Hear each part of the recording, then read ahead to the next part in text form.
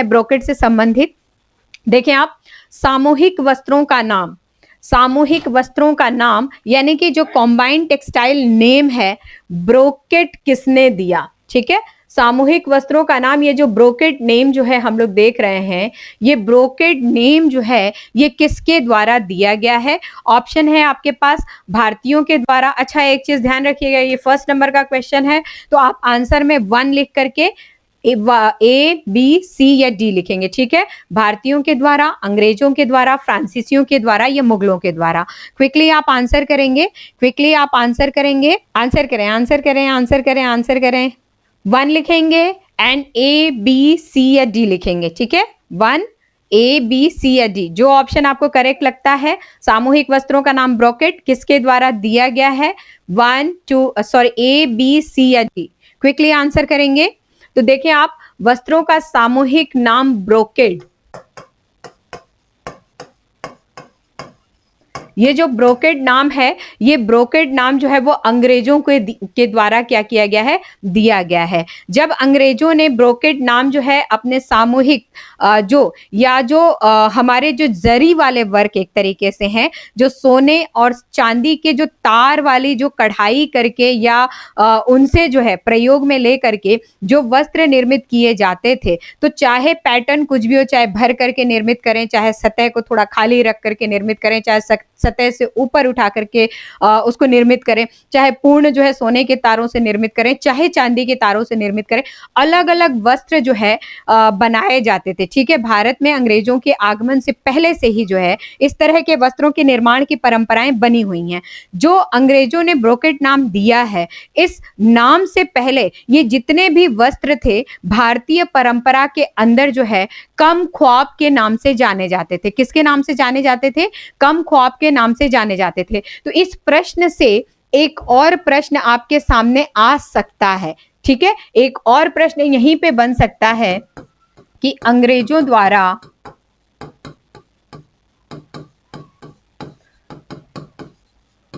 Brocade नाम देने से पहले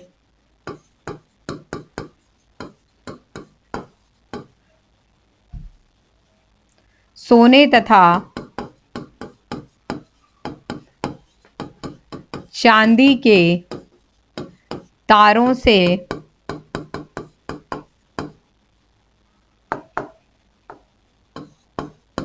निर्मित होने वाले वस्त्र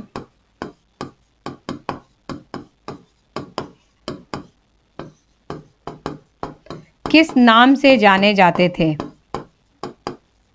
किस नाम से जाने जाते थे? तो एक क्वेश्चन जो है मैंने आपको बताया, जो पहला क्वेश्चन है सामूहिक वस्त्रों का नाम ब्रोकेड किसने दिया था या किसके द्वारा दिया गया था, तो ये नाम दिया गया था अंग्रेजों के द्वारा। इसी से जो है एक और क्वेश्चन आपका यहाँ पे निकल रहा है कि अंग्रेजों द्वारा ब्रोकेड नाम, अंग्रेजों द्वारा ब्रोकेड नाम दिए जाने से पहले, ये जो ब्रोकेड नाम जो है अंग्रेजों ने दिया, इससे पूर्व जो सोने और चांदी के तारों से निर्मित होने वाले जो वस्त्र थे वो किस नाम से जाने जाते थे? तो याद रखेंगे, इसका आंसर जो है किस नाम से जाने जाते थे, तो अंग्रेजों ने जो नाम दिया, इस नाम से पहले जो है ये कम ख्वाब के नाम से जाने जाते थे। ठीक है, किस नाम से जाने जाते थे?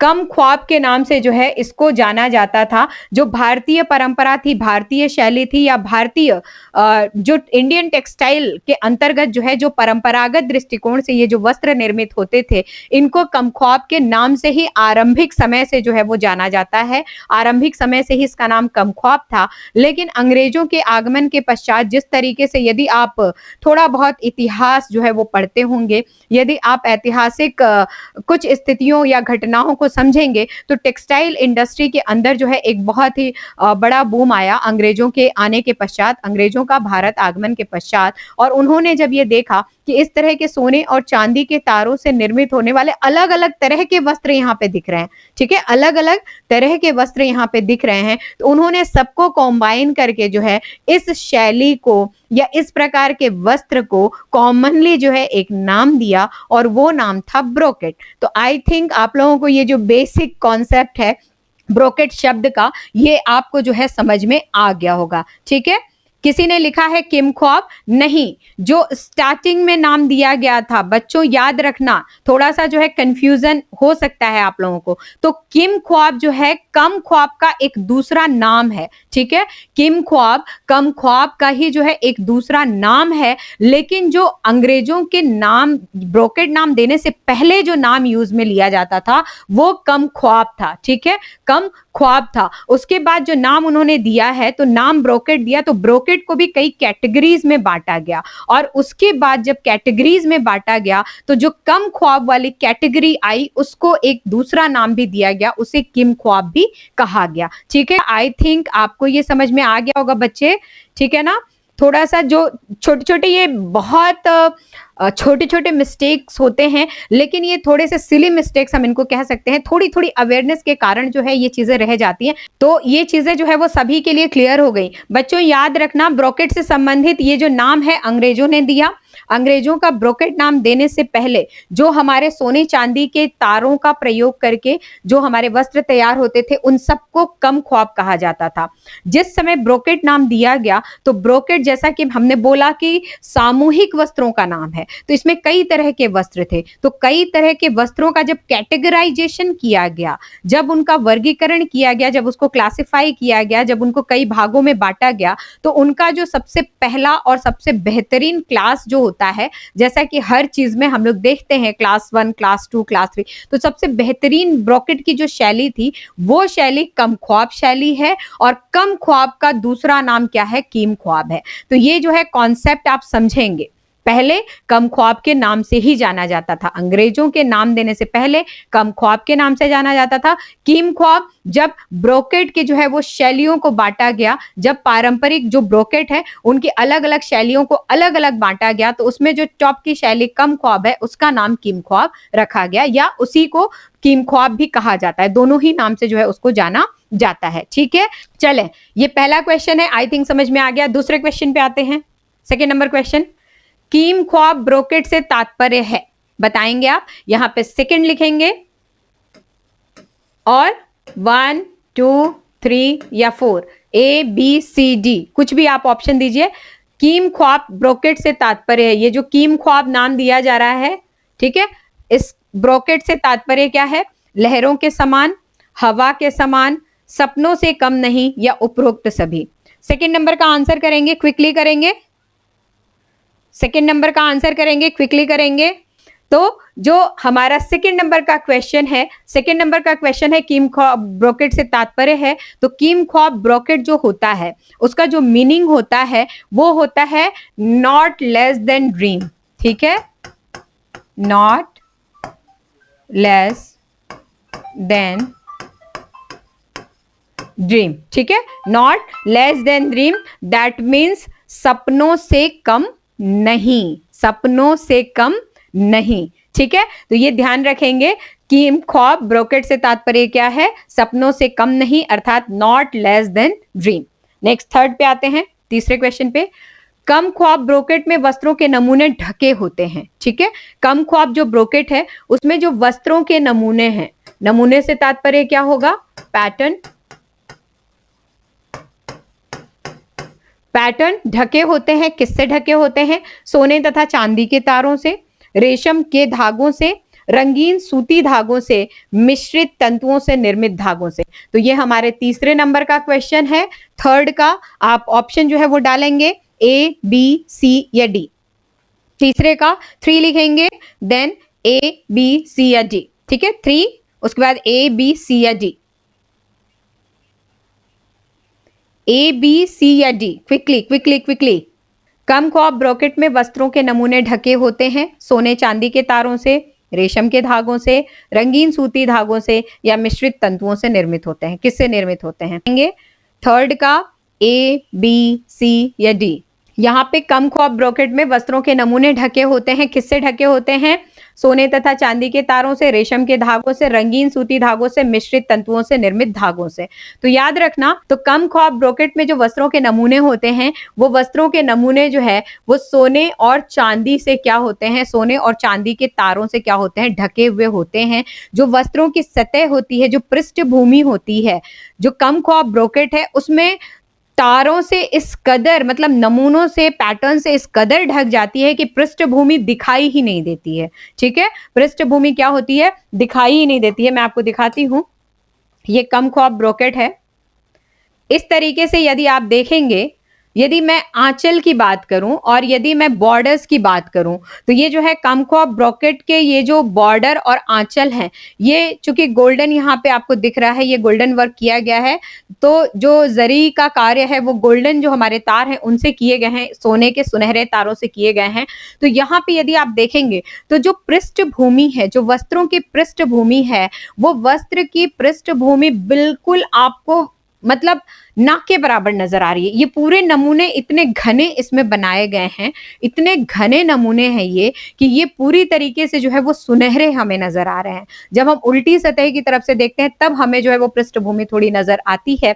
जो सीधी सतह है हमारी, सीधी पृष्ठभूमि है हमारी, वो पूरी की पूरी अधिकांशता जो है वो सुनहरी नजर आती है। तो इस प्रकार से जो है, जो हमारा क्वेश्चन है, जो तीसरे नंबर का क्वेश्चन है कि कमख्वाब ब्रोकेट में वस्त्रों के नमूने ढके होते हैं, तो यस, एब्सोल्युटली करेक्ट, सोने तथा चांदी के तारों से जो है ये नमूने क्या होते हैं, ढके हुए होते हैं। चलें नेक्स्ट आइए, चौथा क्वेश्चन,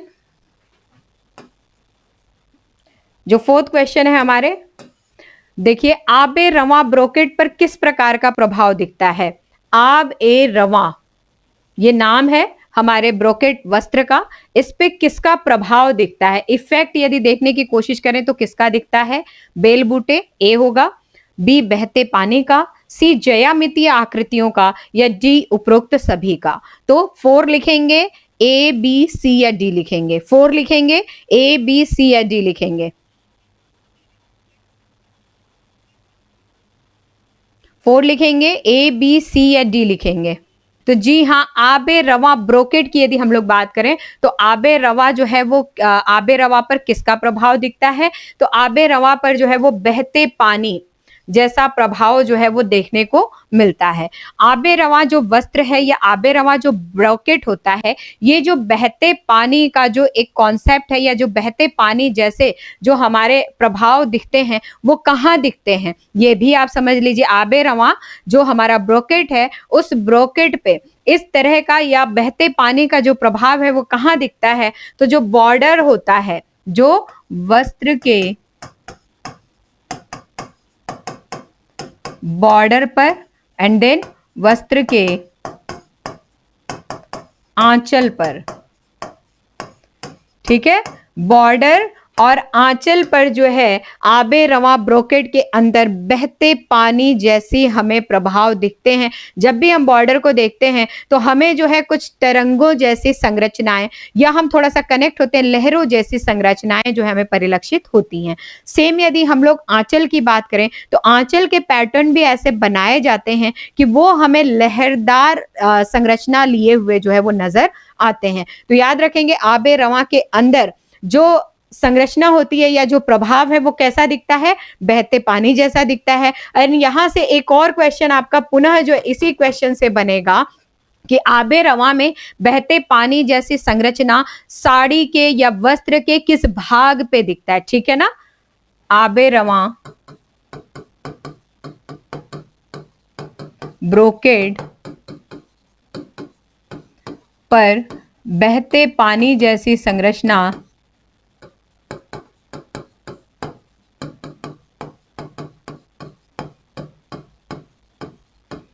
वस्त्र के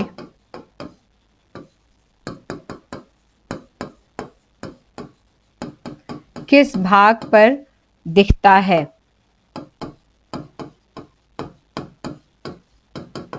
यहां पे जो है संरचना नहीं होगा,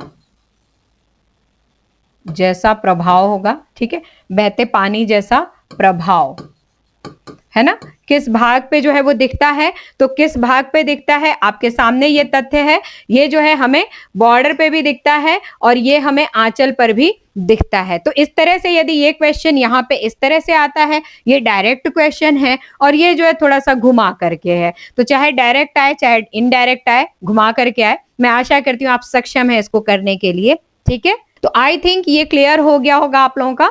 एक क्वेश्चन से ये दूसरा क्वेश्चन ऑटोमेटिक निकल गया, दोनों ही आपका तैयार हो जाना चाहिए। नेक्स्ट हम आते हैं, हमने किया चौथे नंबर का क्वेश्चन। अब हम आते हैं पांचवें नंबर पे। आबे रवा से ही ये प्रश्न है, आबे रवा ब्रोकेट का निर्माण भारत में किस स्थान पर होता है? ठीक है, भारत में जो है आबे रवा कहां पे निर्मित किया जाता है?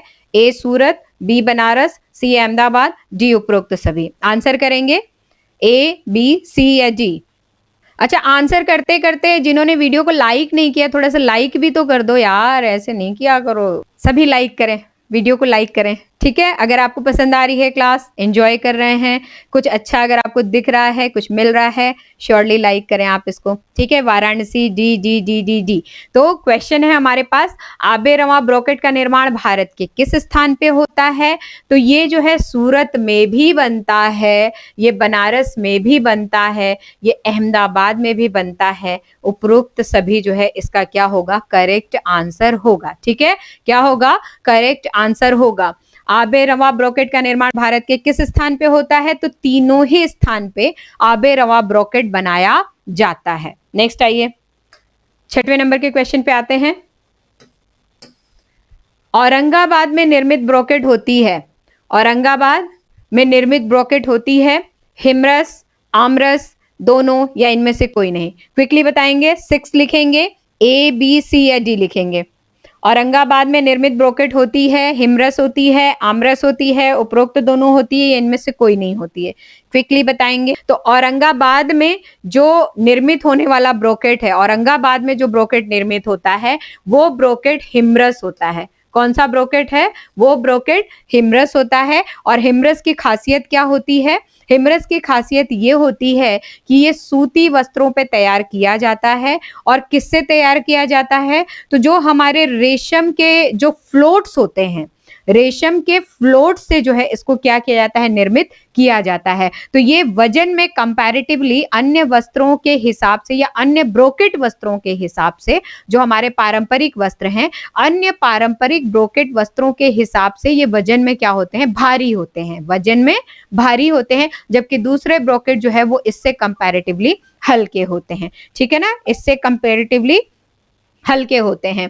मुझे अच्छा लगेगा ऐसे लोग यदि कुछ जानकारी मुझसे ले करके जाएं। मैं यहाँ पे आप लोगों की नॉलेज को गेन कराने के लिए खड़ी हूँ। मैं सब्सक्राइबर बढ़ाने के लिए, लाइक्स बढ़ाने के लिए आप बिल्कुल, मेरा मोटिव ये कतई नहीं है। ये तो ठीक है, एडिशनल बात करते करते मैं आप लोगों से इतनी बात कर लेती हूँ।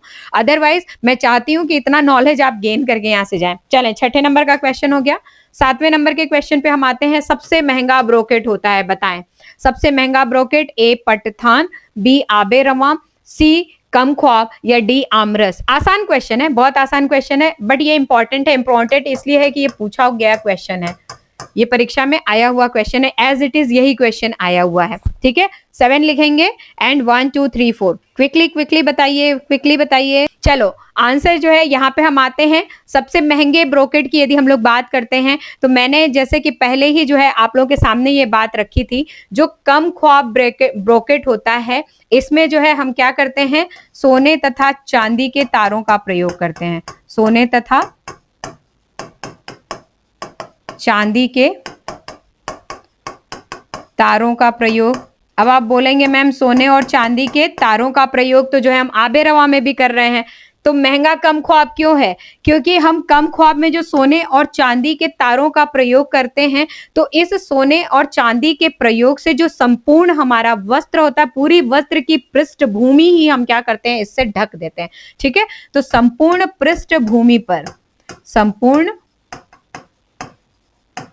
पृष्ठभूमि पर इसका प्रयोग होता है ना, इसका प्रयोग होता है। किसका प्रयोग होता है? तो ये सोने और चांदी के तारों का प्रयोग होता है। जब संपूर्ण पृष्ठभूमि पर हम इसका प्रयोग करते हैं, दैट मीन्स सबसे ज्यादा महंगा जो है ये वाला ब्रोकेट हमारा बिकता है या सबसे ज्यादा महंगा होता है। तो याद रखेंगे सबसे महंगा ब्रोकेट कौन सा होता है? तो कम ख्वाब ब्रोकेट होता है। यहाँ पे जो है आपके दूसरे क्वेश्चन और तैयार हो सकते हैं। जैसा कि मैंने एक क्वेश्चन ऑलरेडी पहले ले लिया था कि किस ब्रोकेट की पृष्ठभूमि के नमूने सोने और चांदी से बने होते हैं, या कम ख्वाब ब्रोकेट की पृष्ठभूमि किससे तैयार होती है, तो हमने सोने और चांदी के तारों से वहां पे लगाया था। तो ऐसे जो है कुछ घुमा फिरा करके क्वेश्चंस आपकी परीक्षाओं में पूछे जा सकते हैं। तो याद रखेंगे सबसे महंगा कौन सा होगा? कम ख्वाब होगा। हालांकि आबे रवा में भी सोने और चांदी के तारों का प्रयोग होता है, लेकिन आबे रवा में जो है जो सोने और चांदी का प्रयोग होता है वो आंचल और जो हमारा बॉर्डर होता है उस पे सर्वाधिक होता है। जो बीच वाला जो पृष्ठभूमि वाला पार्ट है, पृष्ठभूमि वाले पार्ट पे कुछ छोटे छोटे बूटे भी तैयार किए जा सकते हैं। जरूरी नहीं है पूरी पृष्ठभूमि जो है वो भरी हुई हो, लेकिन कम ख्वाब में जो है पूरी की पूरी पृष्ठभूमि इस कदर भर दी जाती है कि जो हमारे पृष्ठभूमि का जो रेशमी वस्त्र है वो रेशमी वस्त्र दिखता ही नहीं है। हमें केवल जो है वो जो हमारा सुनहरा और जो हमारे सिल्वर जो लुक है वो पूरी तरीके से वहां पे विदित होता है। तो इस तरीके से जो है कम ख्वाब जो है हमारा सबसे महंगा ब्रोकेट होता है। आशा करती हूँ आपको समझ में आ गया होगा। नेक्स्ट आते हैं, ये हमने 7 क्वेश्चन कर लिए। 8वें नंबर के क्वेश्चन पे आते हैं। रंगीन सिल्क के धागों से निर्मित ब्रोकेट होता है। रंगीन सिल्क के धागों से निर्मित ब्रोकेट होता है आमरस, हिमरस, पटथान या इनमें से कोई नहीं। 8 लिखेंगे, 1 2 3 या 4 लिखेंगे, ठीक है। क्विकली लिखेंगे, 8 लिखेंगे और 1 2 3 4 लिखेंगे। 8 लिखेंगे, 1 2 3 4। रंगीन सिल्क के धागों से निर्मित होता है आमरस, हिमरस, पटथान या इनमें से कोई नहीं। क्विकली आंसर करेंगे। देखें जो हमारा प्रश्न है, रंगीन सिल्क के धागों से निर्मित ब्रोकेट कौन सा है? तो रंगीन सिल्क के धागों से निर्मित जो ब्रोकेट है वो कौन सा ब्रोकेट है? वो होता है पटथान, ठीक है।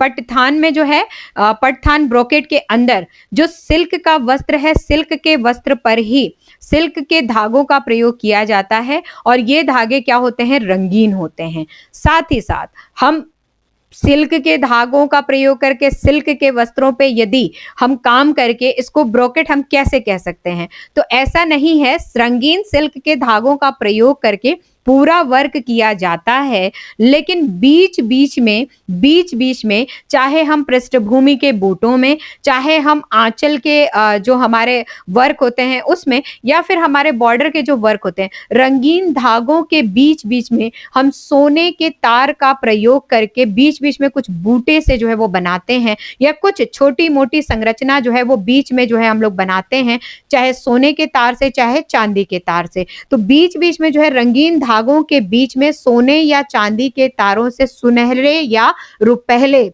नमूनों का प्रयोग किया जाता है, और ये प्रयोग जो है हम किस में करते हैं? पटथान में करते हैं, ठीक है।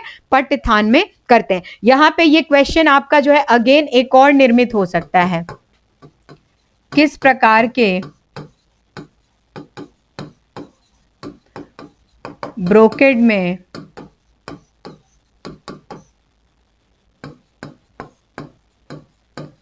सुनहरे तथा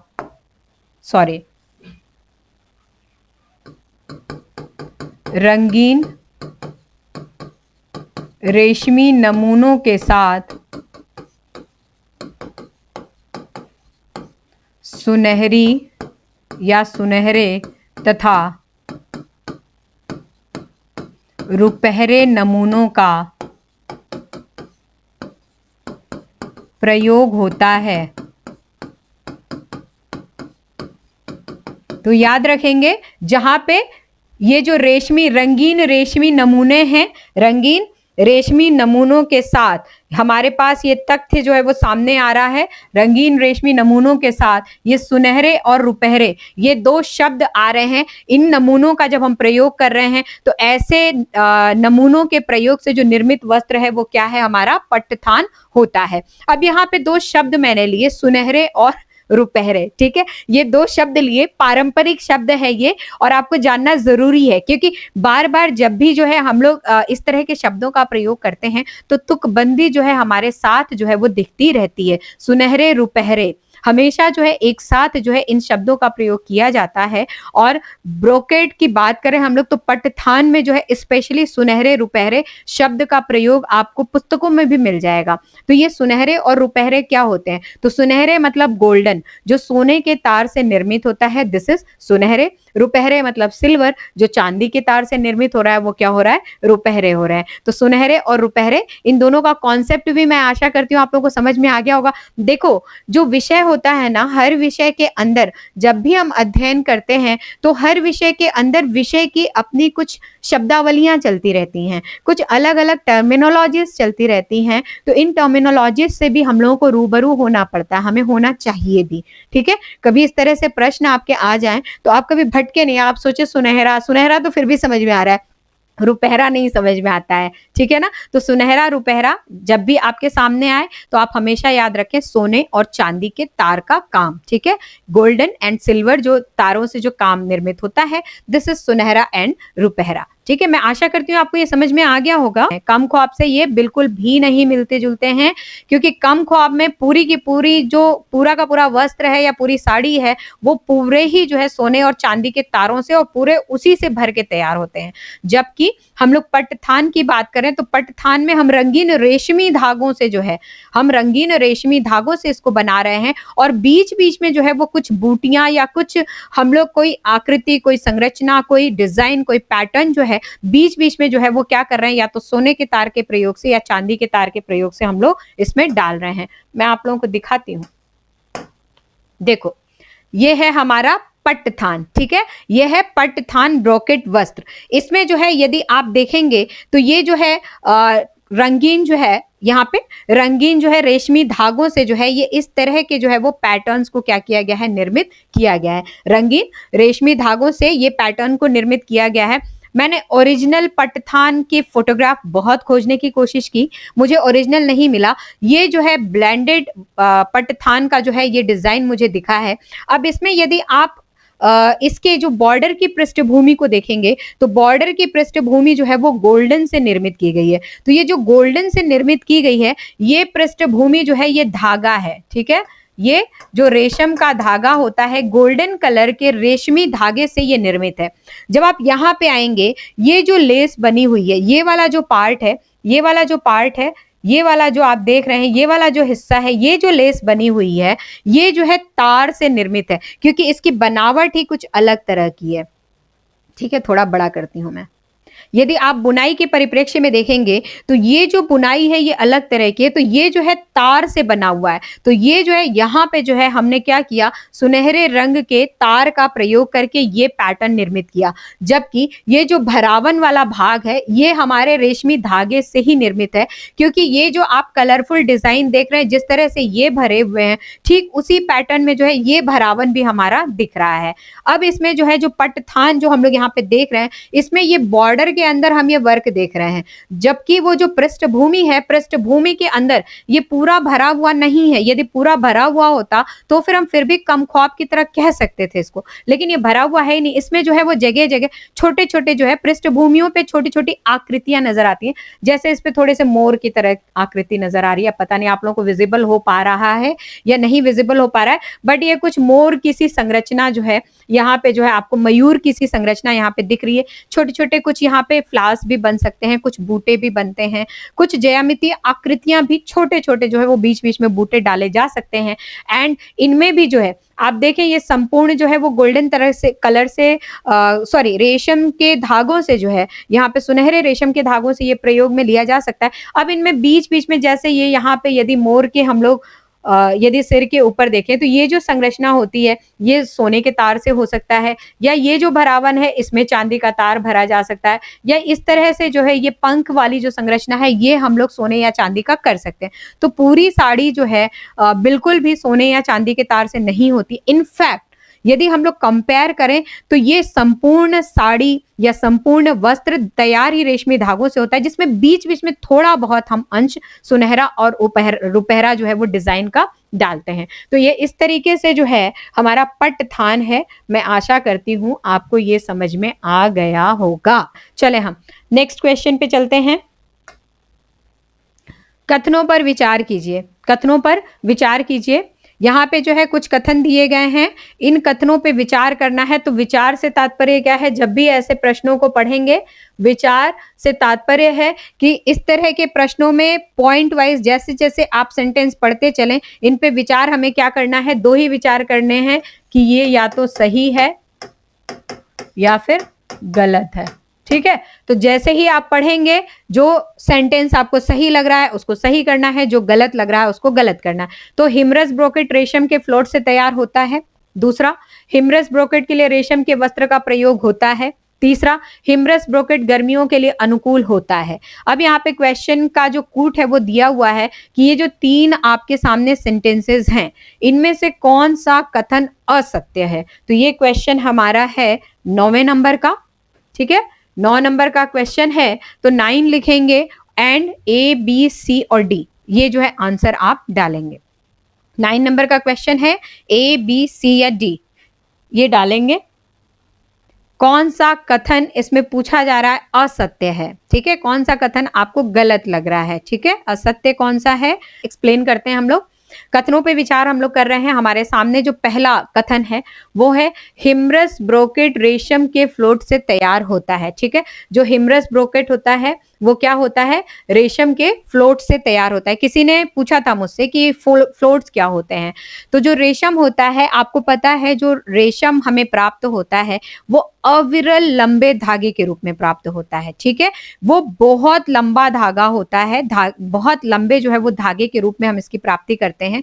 बहुत लंबा तंतु भी प्राप्त होता है, साथ ही जो है उससे हम लोग उससे जो हम लोग जो तंतु प्राप्त हो रहा है उससे हम लोग जो धागा तैयार करते हैं वो अविरल लंबाई में जो है वो तैयार होता है। तो एक तो जो धागा तैयार हो रहा है अविरल लंबाई का धागा उसे हम लोग कहते हैं। लेकिन अविरल लंबाई का धागा तैयार नहीं होता है ऐसे जो कोकून होते हैं जो बिल्कुल प्योर नहीं होते हैं, या जिनको जो है उस स्थिति में नहीं प्राप्त किया जाता है जिसमें उतनी शाइनिंग होती है, जो अपना समय काल पूरा कर लेते हैं, या जो आप ये मान के चलें यदि हम दूसरे सेंस में जाएं तो ऐसे रेशम जो हमें सेकंड लेवल से प्राप्त होते हैं, थर्ड लेवल से प्राप्त होते हैं, तो उनके क्या होते हैं, वो जो हमारे फर्स्ट लेवल की जो क्वालिटी है, जो लंबाई है, जो चमक है, वो उतना उसको मेंटेन नहीं करते हैं और उनके कहीं ना कहीं कुछ टुकड़े जो है हमें प्राप्त होते हैं तो उतने लंबाई में नहीं होते हैं, कुछ कुछ टुकड़े में प्राप्त होते हैं। थोड़ी बहुत नॉर्मल जो हमारे धागे होते हैं उनसे जो है ये थोड़े रफनेस लिए हुए होते हैं। तो इस हिसाब से जो इसको हम क्या कहते हैं, फ्लोट्स कहते हैं। ठीक है, जो है ये क्या होते हैं, रेशम के फ्लोट्स होते हैं। तो हिमरस ब्रोकेट जो है रेशम के क्या होते हैं, फ्लोट से तैयार किए जाते हैं। ये बिल्कुल परफेक्ट है। दूसरा, हिमरस ब्रोकेट के लिए रेशम के वस्त्र का प्रयोग किया जाता है। हिमरस जो ब्रोकेट तैयार किया जाता है उसमें जो है यहाँ पे रेशम के वस्त्र लिखा हुआ है, ये क्या है, ये हमारा गलत हो गया। हम लोग क्या करते हैं, हिमरस ब्रोकेट के लिए यहाँ पे रेशम के वस्त्र नहीं, यहाँ पे जो है सूती वस्त्र का प्रयोग करते हैं। ठीक है, सूती वस्त्र पर जो है वो हिमरस तैयार किया जाता है। तीसरा है, हिमरस ब्रोकेट गर्मियों के लिए अनुकूल होता है। तो हिमरस ब्रोकेट चूंकि सूती वस्त्र पे जरूर तैयार हो रहा है, सूती वस्त्र पे तैयार हो रहा है, यहाँ पे आप लोगों का कंफ्यूजन यही होगा क्योंकि आप तो सोचेंगे कि सूती वस्त्र पे तैयार हो रहा है इसलिए हमारे लिए गर्मियों के लिए अनुकूल होगा।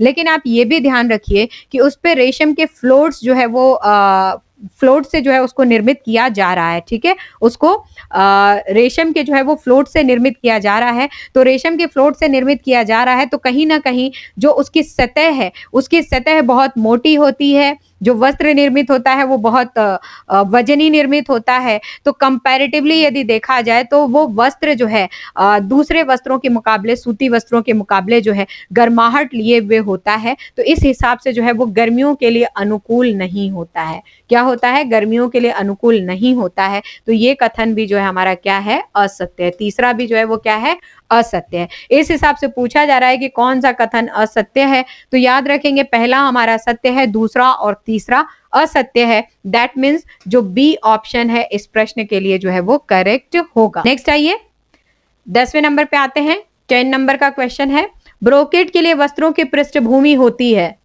ब्रोकेट के लिए वस्त्रों की पृष्ठभूमि होती है सूती, रेशमी, ब्लेंडेड या इनमें से कोई नहीं। बताएं, क्विकली बताएं। थोड़ा सा ये कंफ्यूजन वाला क्वेश्चन है, थोड़ा सा ये कंफ्यूजन वाला क्वेश्चन है। अब यहाँ पे थोड़ा सा कंफ्यूज होए या कंफ्यूज ना होए, क्विकली आप आंसर करें। 10वें का ए, बी, सी या डी। ब्रोकेट के लिए वस्त्रों की पृष्ठभूमि होती है। ठीक है, ब्रोकेट के लिए वस्त्रों की पृष्ठभूमि होती है। 10 लिखेंगे एंड देन उसके बाद ए, बी, सी या डी लिखेंगे। ब्रोकेट के लिए वस्त्रों की पृष्ठभूमि होती है। जहां पे ब्रोकेट के लिए, जहां पे ब्रोकेट शब्द आएगा वहां पे हमेशा जो है आप याद रखिएगा, आपको जो है वो रेशम के वस्त्रों के प्रयोग को ही समझना है। ठीक है, ब्रोकेट जब भी बनेगा रेशमी वस्त्रों पर ही बनेगा। सोने चांदी के तार से जो हम लोग वस्त्रों का निर्माण करेंगे या जो वस्त्र निर्मित होंगे वो ऐसे हल्के फुल्के वस्त्र पे तो निर्मित नहीं करेंगे, ठीक है ना, वो हम रेशमी वस्त्रों पर ही करते हैं। लेकिन जैसा कि मैंने पिछले क्वेश्चंस में आप लोगों को बताया है कि कुछ ऐसे भी ब्रोकेट के वस्त्र हैं जिन पे हम रेशमी धागों का प्रयोग कर रहे हैं और जिनसे हम ब्रोकेट को तैयार कर रहे हैं। तो ब्रोकेट के कुछ समूह होते हैं और उन समूहों में जो है, जो हमारा हिमरस है, हिमरस या आमरस जो हमारे पास है, ये बेसिकली सूती वस्त्रों के ऊपर तैयार होता है। किस पे तैयार होता है? सूती वस्त्रों के ऊपर तैयार होता है। तो ऐसे वस्त्र या ऐसे श्रेणी के वस्त्र बहुत ज्यादा नहीं हैं, जबकि जो हमारे ब्रोकेट की जितनी भी श्रेणियां हैं उनको छोड़ करके वो सभी के सभी रेशमी पे तैयार होती हैं। तो यदि हमारे पास ये जो चौथा ऑप्शन है इनमें से कोई नहीं, यदि इसकी जगह इनमें से सभी लिखा होता, ठीक है ना, इनमें से यदि सभी लिखा होता तो हमारा ये ऑप्शन क्या होता? करेक्ट होता, क्योंकि हम रेशमी सूती ब्लेंडेड तीनों को सिलेक्ट कर लेते। लेकिन कंफ्यूजन ये है कि इनमें से सभी नहीं लिखा, इनमें से कोई नहीं लिखा, तो हमें जो है इन दोनों में से चॉइस लेनी है। तो जो ब्रोकेट के लिए वस्त्र तैयार लिए जाते हैं वो अधिकांशतः जो है वो क्या लिए जाते हैं? रेशमी लिए जाते हैं। इस वजह से इस क्वेश्चन का करेक्ट आंसर क्या होगा? रेशम होगा। चलें 11 नंबर के क्वेश्चन पे चलते हैं। किस ब्रोकेट में महीन तारों का प्रयोग, ये 2 बार आ गया, प्रयोग ये काट दें, ठीक है, किस ब्रोकेट में महीन तारों का प्रयोग कर नमूने सतह से उभार कर बनाए जाते हैं? आसान क्वेश्चन है, आया हुआ है, इसलिए मैंने एज इट इज इसको ले लिया है। ये परीक्षा में एज इट इज क्वेश्चन आया हुआ है। किस ब्रोकेट में महीन तारों का प्रयोग कर नमूने सतह से उभार कर बनाए जाते हैं? ए है पटथान, बी है आबेरवा, सी है कमख्वाब और डी है उपरोक्त सभी। ये है question number 11। Question number 11, question number 11 है। क्वेश्चन नंबर 11 का आंसर देंगे आप। 11 लिखेंगे, ए बी सी या डी लिखेंगे। 11 लिखेंगे, ए बी सी या डी लिखेंगे, ठीक है। किस ब्रोकेट में महीन तारों का प्रयोग करके नमूने उभार करके बनाए जाते हैं? हमने पिछले अपने 3-4 क्वेश्चंस के अंदर इस बारे में बहुत डिटेल किया है, बहुत डिटेल किया है। तो ये इसका आंसर तो आप लोगों को क्लियरली जो है वो अच्छे तरीके से देना चाहिए। पटथान में करते हैं, आबेरवा में करते हैं, कमख्वाब में करते हैं या उपरोक्त सभी? या क्वेश्चन को देखो, क्वेश्चन को देखो, कॉन्सेप्ट को पकड़ो। किस ब्रोकेट में महीन तार, अब यहाँ पे महीन तार आया, दैट मीन्स यहाँ पे सोने की बात हो रही है, सोना और चांदी, ठीक है। महीन तार की बात कर रहे हैं तो सोना और चांदी की बात हो रही है। तो महीन तारों का प्रयोग कर नमूने सतह से उभार कर बनाए जाते हैं। सतह से क्या करते हैं? उभार करके बनाए जाते हैं। तो जब महीन तारों का प्रयोग आ रहा है, ब्रोकेट और सतह उभार करके हम लोग बना रहे हैं, तो पटथान तो वैसे ही गायब हो गया, क्योंकि महीन तारों से सतह इसमें उभरती ही नहीं है। हम तो सतह, पूरी सतह जो है वो रेशमी धागों से निर्मित करते हैं, बीच बीच में जो है वो कहीं पे सोने चांदी का प्रयोग कर लेते हैं, ठीक है।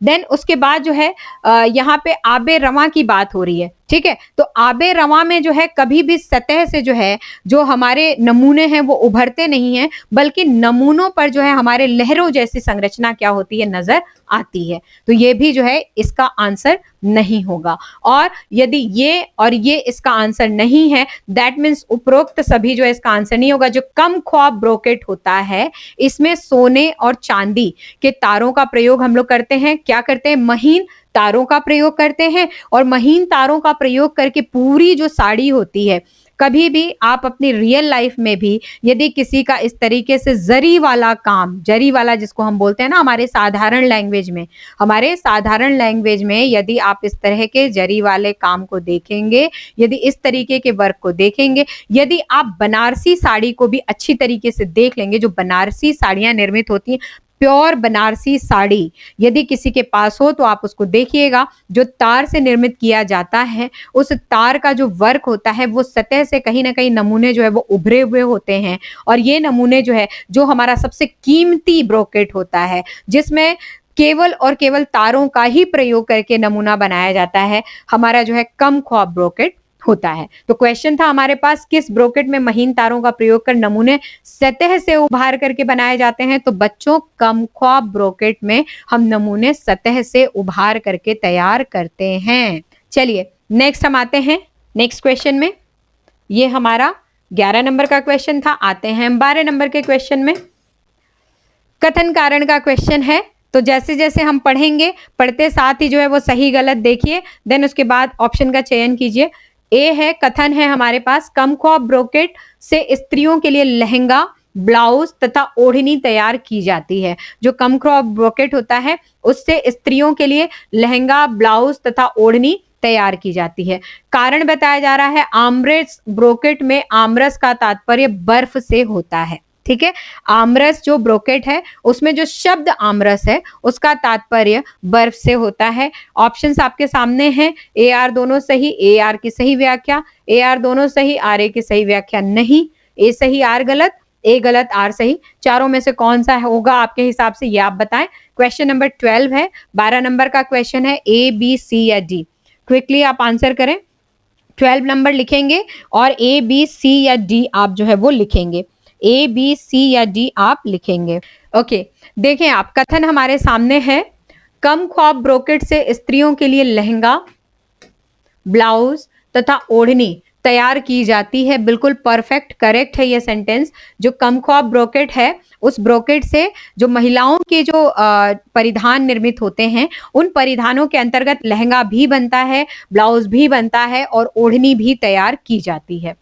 कारण इसका बताया जा रहा है, आमरस ब्रोकेट में आमरस का तात्पर्य बर्फ होता है। ठीक है, ये क्या है, ये गलत है। ठीक है, बर्फ जो है वो किसका तात्पर्य है, तो बर्फ जो है वो हिमरस का तात्पर्य होता है।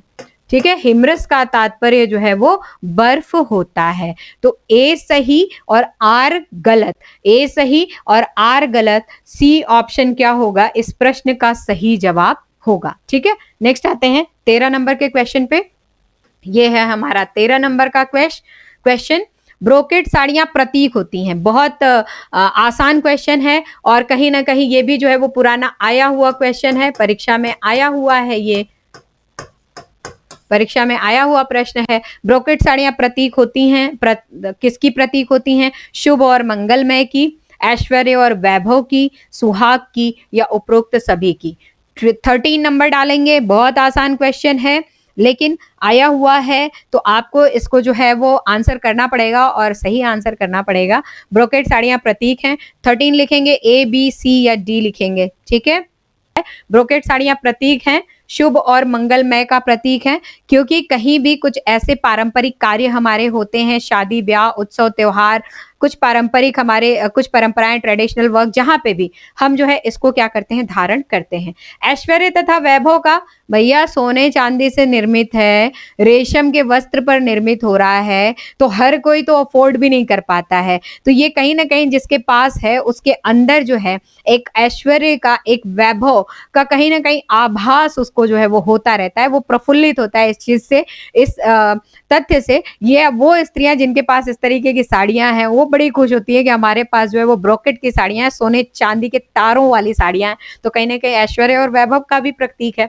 और सुहाग का प्रतीक, तो सुहाग के प्रतीक की यदि बात करें तो आज भी उत्तर प्रदेश की मैं बात करूं, स्पेशली पूर्वांचल की मैं बात करूं, तो ऑल्दो हमारे यहाँ आज ये कल्चर आ चुका है। यदि हम लोग अपने इस दशक की बात करें तो इस दशक में जो है शादी ब्याह में जो है दुल्हनों को आजकल लहंगे पहनाए जाने लगे हैं। लेकिन यदि हम लोग परंपरागत दृष्टिकोण से देखें तो शादी में पहले जो है बनारसी साड़ियां जो है वो लड़कियों के लिए तैयार की जाती थी, बनारसी साड़ी पहन करके लड़की की शादी होती थी। तो आज भी जो है ये परंपरा बरकरार है। और यदि आज लहंगा पहन करके किसी भी तरह से लड़कियों की शादियां हो रही हैं तो उनको जो है यदि आप लोग एक कल्चर से वाकिफ होंगे, जब शादी होती है तो डाल पूजा की जाती है ना। पूर्वांचल में, यदि पूर्वांचल से कोई भी यहाँ पे हैं, यदि कोई पूर्वांचल से यहाँ पे हैं, सेजल मैं आपका नाम ले रही हूँ, यदि पूर्वांचल से कोई यहाँ पे हैं, जब शादी होती है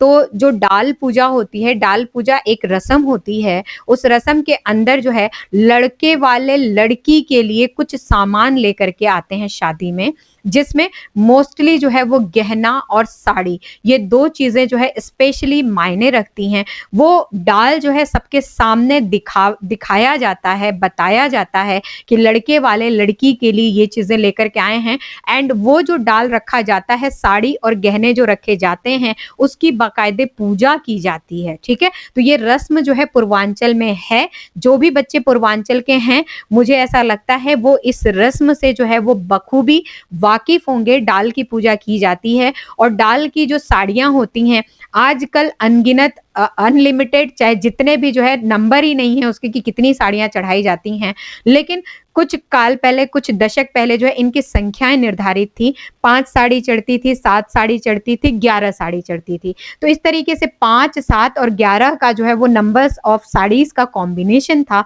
और उस चाहे 5 हो, चाहे 7 हो और चाहे 11 हो, उनमें से एक जो है वो बनारसी हुआ ही करती थी। और आज भी जो है परंपरा बरकरार है। यदि हम 101 साड़ी भी जो है उसमें चढ़ाएं तो 101 में एक तो हमारी वो बनारसी दिखेगी ही दिखेगी। तो ये जो है कहीं ना कहीं सुहाग के प्रतीक के रूप में है, जो हमारे इस ट्रेडिशन के अंदर आज भी वर्तमान समय में भी जो है वो दिखता है।